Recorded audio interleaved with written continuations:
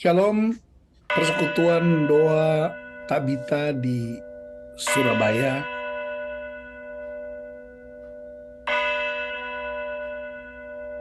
Tema kita hari ini ialah merdeka untuk siapa? Berdasarkan Keluaran pasal 21 ayat 5 dan 6. Tetapi jika budak itu dengan sungguh-sungguh berkata, "Aku cinta kepada tuanku, kepada istriku, dan kepada anak-anakku, aku tidak mau keluar sebagai orang merdeka," maka haruslah tuannya itu membawanya menghadap Allah, lalu membawanya ke pintu atau ke tiang pintu, dan tuannya itu menusuk telinganya dengan penusuk, dan budak itu bekerja pada tuannya untuk seumur hidupnya. Saya ingin mengawali khotbah ini dengan membuat ilustrasi. Ilustrasi ini saya pernah sampaikan waktu pelayanan di China, di kota Shenzhen. Saya kasih ilustrasi tentang pesumo Jepang melawan pesumo China. Peserta acara itu 160 orang, pria-pria dari seluruh China, khususnya yang datang ke kota Shenzhen. Itu peristiwanya sekitar tahun 2018. Saya sedang mengajari mereka bagaimana hidup dalam firman dan mengalahkan hidup kedagingan. Lalu saya kasih ilustrasi. Ada pesumo Jepang, berat badannya 300 kg, melawan pesumo dari Cina, berat badannya 100 kg. Lalu saya tanya mereka, kalau naik ke atas panggung, siapa yang menang? Ya logikanya kan harusnya Jepang menang karena 300 kg. Mereka tetap berteriak, China. Mereka pakai bahasa China. Saya sampai 3 kali bertanya, pesumo Jepang 300 kg, lawan pesumo China 100 kg. Mana yang menang? Mereka semua berdiri sambil mengacungkan tangan dan berkata, China, China, China. Saya tanya penterjemah saya, apakah kamu salah menerjemahkan? Dia senyum. Saat itulah saya mengerti. Ternyata orang-orang ini terluka dengan penjajahan masa lalu bangsa Jepang ini terhadap bangsa China. Lalu saya ubah pertanyaannya. Oke, sekarang saya tanya ulang. Pesumo Guangzhou dari China 300 kg melawan pesumo dari Shenzhen 100 kg. Siapa yang menang? Mereka semua dengan bangga berkata, Guangzhou menang. Nah, logikanya ada di situ. Dari kisah nyata yang saya lakukan bersama dengan orang-orang di Shenzhen itu, saya kemudian menarik kesimpulan bahwa penjajahan itu melukai. Penjajahan itu punya luka yang dalam. Anak cucu cicit. Karena anak-anak yang saya latih di China itu mereka masih muda. Rata-rata di bawah umur 40 tahun. Dan mereka tidak pernah mengalami penjajahan di zaman Jepang itu. Tapi mereka merasakan luka dari bangsanya.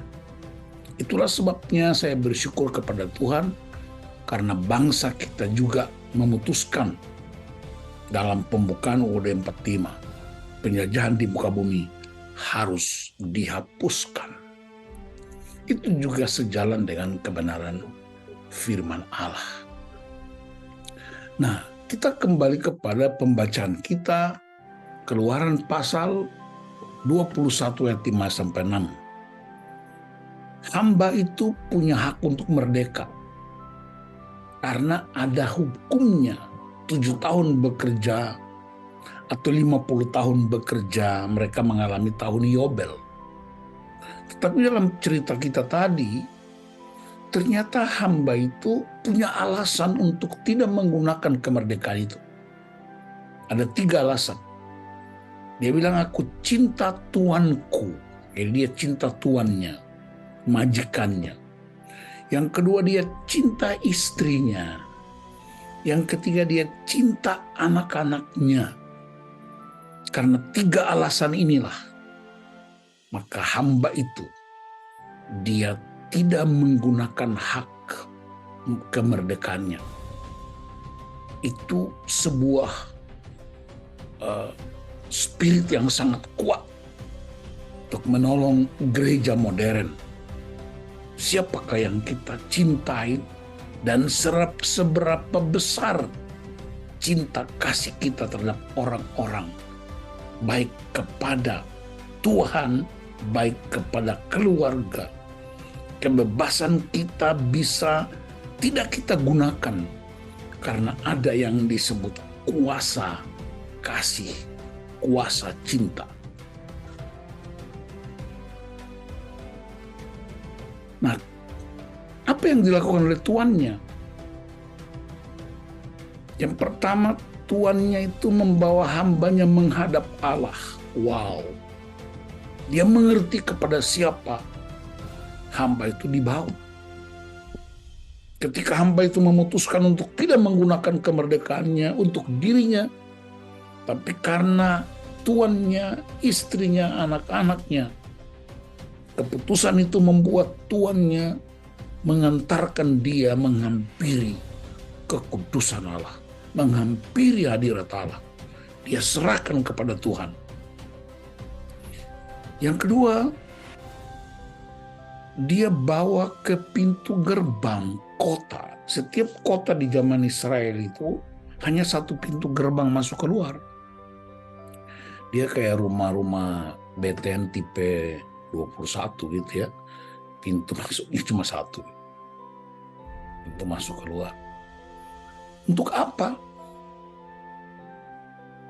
Karena di pintu gerbang itu hanya ditempati oleh para pembesar, para pemimpin, para tokoh, para pemimpin-pemimpin masyarakat. Dia mau memperkenalkan, memberitahu siapa hamba ini. Dia bukan lagi hamba biasa. Dia udah berbeda. Yang ketiga, telinganya ditusuk, ada tindik. Sebagai tanda dia sudah bebas, tidak bisa diperlakukan sembarangan. Tapi dia milik tetap, tidak bisa diperjualbelikan. Karena di zaman itu hamba-hamba, budak-budak bisa diperjualbelikan. Dan yang keempat, hamba itu terus bekerja seumur hidupnya untuk tuannya. Ini sebuah penghargaan. Kamu bekerja di sini bukan lagi hamba, tapi Anda juga seorang pewaris. Jadi pertanyaannya, hamba yang merdeka itu untuk siapa? Seperti tema kita, hamba yang bebas itu untuk siapa? Yang pertama, untuk Tuhan. Paulus bilang itu dalam Roma pasal 12, persembahkan tubuhmu sebagai persembahan yang hidup. Bukan hanya persembahkan mata dan tangan dan persembahkan uang kolekte, persembahkan seluruh tubuhmu. Orang suka tanya saya begini, kenapa banyak orang begitu hebat beribadah kepada Tuhan? Hampir 7 hari, 1 minggu beribadah terus. Tapi kenapa mereka bisa jatuh? Mereka bisa mengalami keterpurukan yang mengerikan. Bahkan ada yang bercerai, ada yang meninggalkan keluarga, jatuh lebih dalam. Dan saya mengutip statement seorang hamba Tuhan. Dia bilang begini, ketika dia begitu kuat mengasihi Tuhan, tapi dia jatuh dalam dosa. Lalu ketika ditanya, apakah Anda tidak mengasihi Tuhan? Dia bilang, aku mengasihi Tuhan. I do love God, but I don't fear of God. Aku mengasihi Tuhan, tapi aku tidak takut akan Tuhan. Saya percaya orang cinta Tuhan belum tentu takut Tuhan. Tapi orang takut Tuhan pasti cinta Tuhan. Takut Tuhan artinya memiliki spiritual awareness. Spiritual awareness adalah sadar hidupku 24 jam seluruhnya hanya untuk Tuhan. Jadi tuannya sadari itu. Yang kedua, dia bawa ke pintu gerbang untuk mengumumkan kepemilikan hak individu menjadi kepemilikan komunitas. Hidupku bukan lagi aku. Selain buat Tuhan, juga buat masyarakat bersama, komunitas. Apapun yang saya lakukan akan berdampak luas. Perkataan saya, tindakan saya juga berdampak bagi banyak orang. Kita ingat dalam catatan sejarah Indonesia, orang-orang yang berjuang, mempertahankan, yang mengusir penjajah. Kemudian hanya diumumkan dalam waktu sekejap, kami bangsa Indonesia dengan ini menyatakan kemerdekaan dan seterusnya. Dampaknya membuat semua orang menikmati pembebasan yang luar biasa itu. Kita juga ingat orang Israel 430 tahun dijajah di Mesir, tapi ketika mereka keluar dari perbatasan Mesir, sekalipun masuk padang gurun, mereka begitu euforia menikmatinya. Telinga ditusuk menunjuk pada pemisahan dari yang lain. Kamu sekarang berbeda. Ini yang dalam bahasa Ibrani disebut kudus atau kados, dipisahkan dari orang lain. Paulus bilang dalam Roma 12 ayat 2, kamu tidak lagi sama seperti dunia ini. Kenapa? Karena kamu sudah milik Tuhan. Dan yang keempat, bekerja seumur hidup. Bukan lagi sebagai hamba, tetapi pewaris anak. Nanti baca di kitab Roma pasal 12, perubahan hidup dari hamba dosa menjadi anak ahli waris kerajaan. Refleksi saya atas kemerdekaan bangsa kita, yang pertama, penjajah itu common enemy. Itu musuh bersama. Dan saya ingat kita bandingkan dengan Raja Herodes dan wali negeri Pilatus. Dalam catatan Alkitab, catatan sejarah, dua orang ini musuh bebuyutan. Luar biasa bermusuhan. Tapi ketika Yesus tampil, Herodes dan Pilatus bersekutu untuk menghadapi Yesus. Ini apa? Musuh bersama, musuh saling memusuhi. Ketika ada yang mengancam kedua-duanya, kehadirannya, mereka bergabung untuk memusuhi Yesus. Dan kita masih ingatkan di zaman Orde Baru, kita semua bersatu untuk menjatuhkan Pak Harto. Dan itu semua dijadikan Pak Harto sebagai musuh bersama, common enemy. Tapi begitu dia jatuh, masing-masing kita mulai saling menjajah. Ini kan spirit Herodes dan Pilatus, bukan? Di bangsa kita, lihat aja dunia politik carut marut. Dulunya orang bermusuhan, tiba-tiba bisa bergabung aja begitu saja, seperti seolah-olah tidak ada apa-apa yang melukai. Ini yang terjadi, bukan? Dengan diksi-diksi yang sangat kuat di masyarakat, mayoritas, minoritas, kaya, miskin, pejabat, rakyat, kelas ekonomi, kelas VIP, dan lain-lain. Dan ketika saya mengundang seorang hamba Tuhan untuk bicara tentang NKRI, dia bilang begini, problem bangsa kita ialah diksi mayoritas-minoritas. Seolah-olah agama tertentu mayoritas, tapi dia bilang begini, mayoritas di Indonesia itu banyak. Agama mayoritas, betul, agama Islam. Tapi ada suku mayoritas, namanya suku Jawa. Dan di dalam suku Jawa itu ada berbagai macam agama di sana. Ada kekuasaan mayoritas waktu itu, partai tertentu. Dan di sana ada juga suku dan agama-agama. Ada kekuatan militer, itu mayoritas. Tapi di dalam kekuatan militer waktu itu ada juga agama dan suku-suku lain. Bahkan ada wilayah mayoritas, Indonesia Timur, wilayah kepulauan mayoritas. Tetapi di situ ada banyak suku-suku dan agama-agama lain-lain. Dengan perkataan lain, bahwa diksi mayoritas-minoritas, dia bukan lagi spirit orang-orang yang cinta peradaban. Saya bikin statement ini. Proklamasi oleh Bung Karno disebut sebagai jembatan emas untuk membangun pendidikan dan peradaban masyarakat Indonesia. Pada waktu mau merdeka, seseorang berkata kepada Bung Karno, kita banyak yang buta huruf. Bagaimana mungkin kita merdeka dengan keadaan kita yang masih buta huruf? Bung Karno bilang, bukan itu caranya. Marilah kita umumkan kemerdekaan kita. Dan kemerdekaan itu menjadi jembatan emas untuk membangun pendidikan dan peradaban masyarakat. Di zaman modern ini, infrastruktur yang dibangun oleh Presiden Jokowi, dia menyebutnya sebagai jembatan menuju kemandirian ekonomi bagi Indonesia maju, bagi negara maju.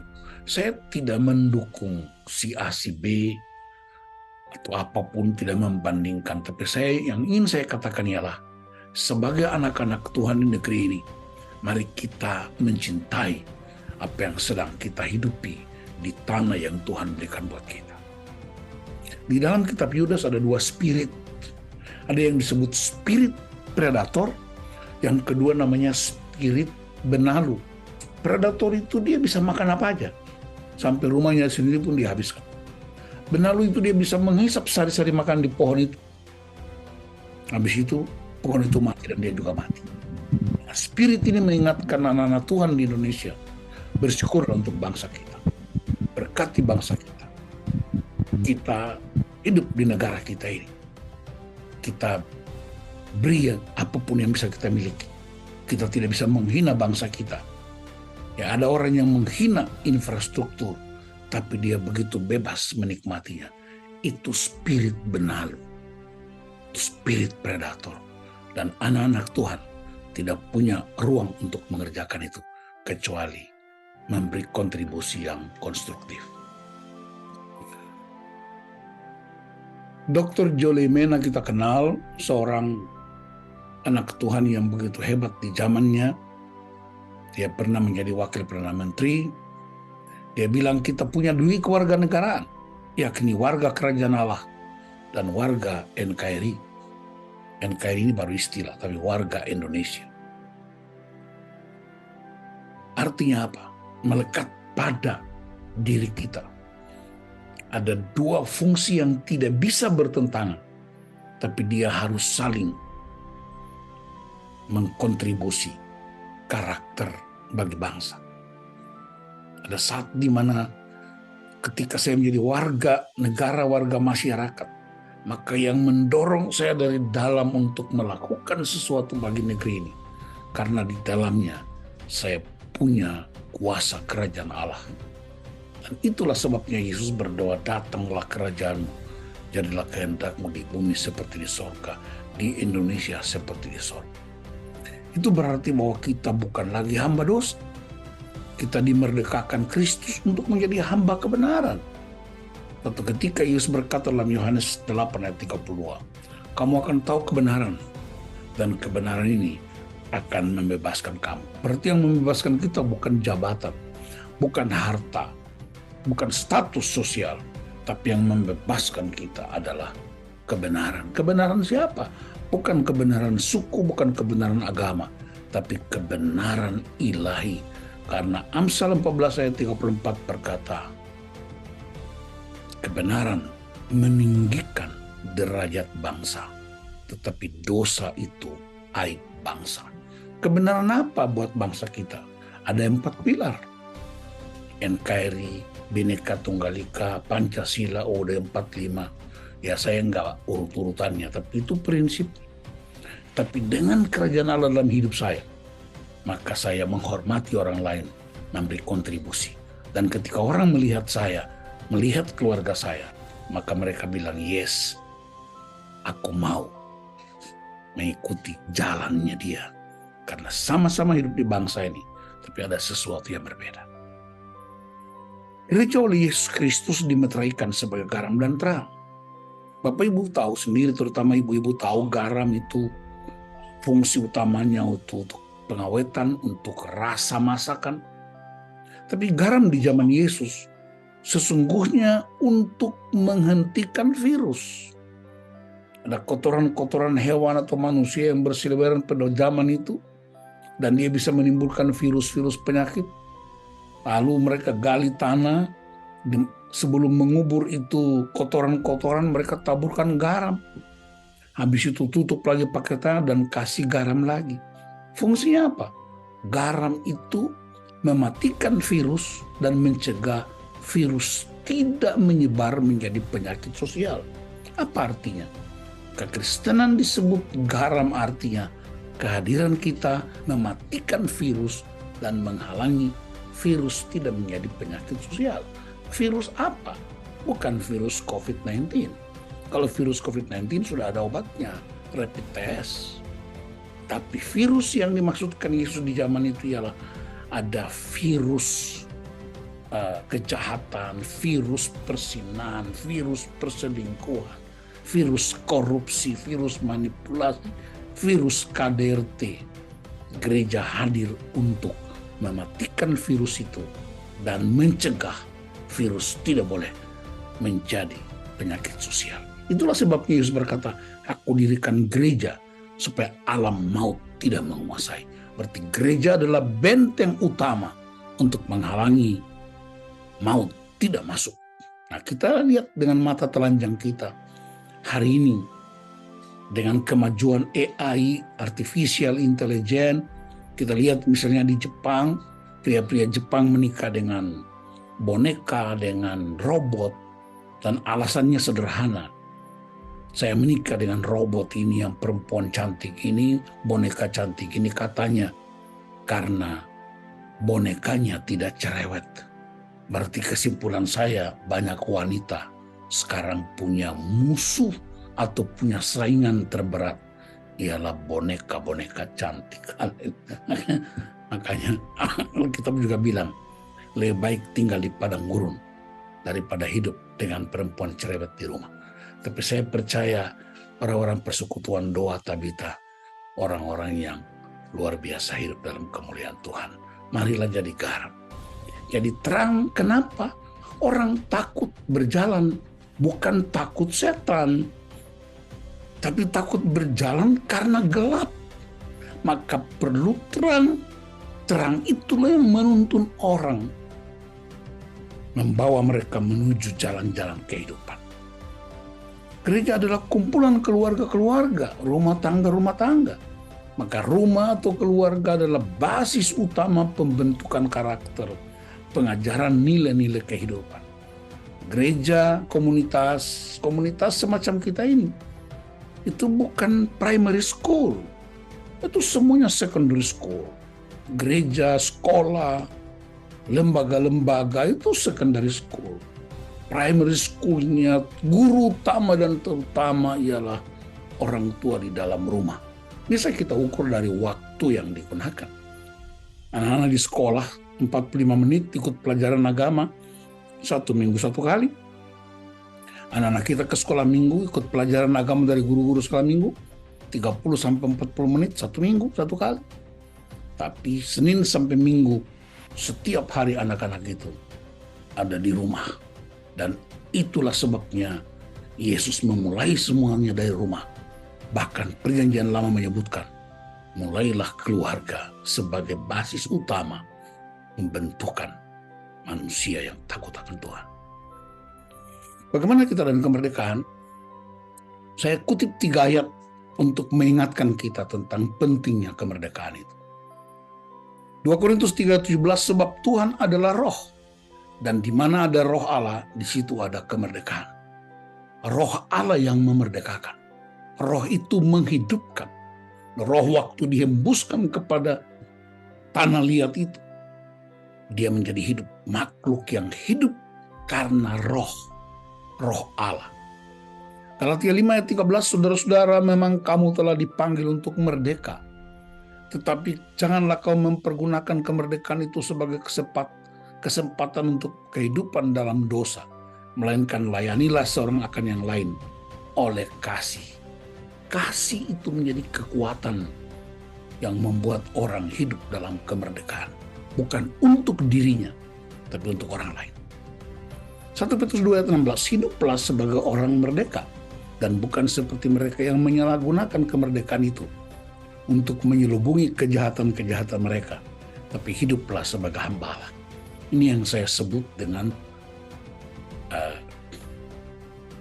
munafik. Orang munafik itu muka nabi, pikiran kotor. Kesannya di luar itu begitu mulia, seperti nabi, tapi ternyata belakangnya dia jadi Brutus. Bahwa kekristenan kita, kekristenan yang harus terus-menerus ditolong. Persekutuan doa tabita semacam ini harus dibangun di mana-mana. Gereja tidak cukup, tapi harus juga ada komunitas-komunitas yang saling mengupang, saling mendorong, saling menghargai. Terakhir, Kristus dan kemerdekaan kita. Bapak Ibu saudara-saudara yang dikasihi Tuhan, orang-orang tua, kalau ada Pak Frans di situ, salam merdeka, itu Bapak saya. Kristus melakukan sebuah tindakan yang disebut out of the box, supaya kita merdeka. Tindakan out of the box itu apa? Dia meninggalkan sorga untuk menjumpai manusia berdosa di bumi. Wow. Dibandingkan dengan banyak orang pemimpin yang gayanya gaya bosi, lebih gampang ketemu Tuhan daripada ketemu hamba-hamba Tuhan. Itu mengerikan sekali. Dia meninggalkan sorga untuk menjumpai kita yang berdosa ini. Siapa kita? Apa kontribusi kita? Dia memilih lahir di tempat yang hina sebagai solidaritas utuh dengan manusia. Dia raja di atas segala raja. Dia tidak memilih lahir di istana. Sebab kalau dia lahir di istana, kita nggak bisa masuk. Kenapa? Nggak ada aksesnya. Masuk istana itu punya ID card, harus izin pas pampres. Prosedur-prosedurnya banyak. Tapi masuk ke sebuah kandang hewan, Anda nggak butuh ID card, nggak butuh pas pampres. Itulah sebabnya solidaritas dia itu utuh. Dia memilih mati di atas kayu salib. Sebagai apa? Pertukaran sempurna. Dia tukarkan semua yang mulia itu untuk kita. Kenapa kita masih mempertahankan yang tidak mulia itu dalam hidup kita? Bukankah Kristus sudah tukar semuanya? Dia bangkit dari kematian supaya kita berderajat mulia. Supaya kita tidak dikuasai oleh maut. Tapi kita punya derajat seperti Allah, gambar dan rupa Allah itu. Dan dia naik ke surga. Bukan karena capek dia pulang kampung, bukan. Dia naik ke surga untuk mempersiapkan tempat. Tapi sekaligus memerintah. Dan membiarkan kita melanjutkan membangun peradaban kerajaan surga di bumi. Itulah panggilan seorang yang merdeka. Di sana sini masih banyak problematika sosial. Saya percaya banyak orang belum puas dengan keadaan masyarakat kita. Ada yang mungkin masih merasa belum sungguh-sungguh merdeka. Tapi saya mau kasih tahu bahwa kemerdekaan yang sesungguhnya hanya dalam Kristus. Manusia bisa mengecewakan. Ekspektasi manusia bisa berbeda. Tapi Tuhan tidak pernah mengubah pembebasan yang dilakukan buat kita. Dia sekali mati, tidak pernah dia ubah. Dia tidak pernah menyesal mati buat kita. Dia tidak pernah menyesal turun ke bumi buat kita. Itulah sebabnya saya dorong anak-anak Tuhan, kita tiap hari bersyukur kepada Tuhan. Karena kemerdekaan itu tidak diraih dengan sebuah permainan game online, tapi diraih dengan darah dan air mata. Mari kita isi bangsa kita. Gereja mesti menjadi berkat buat bangsa. Gereja tidak punya waktu lagi untuk mempersoalkan apapun kecuali mengisi kemerdekaan kita. Dimulai dari mana? Dari rumah tangga kita, dari keluarga kita, dari komunitas-komunitas kita, dari gereja, dan berdampak. Saya percaya satu hal, ini pernyataan saya. Seburuk-buruknya sebuah kota, sehancur-hancurnya sebuah kota, jika masih ada gereja di situ, masih ada anak Tuhan di situ, masih ada komunitas yang untuk Tuhan di situ, ada harapan kota itu bangkit.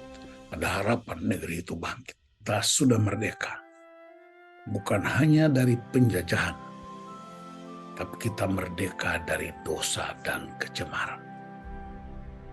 Kalau bebas dari penjajahan, Tuhan pakai para pahlawan, para founding father.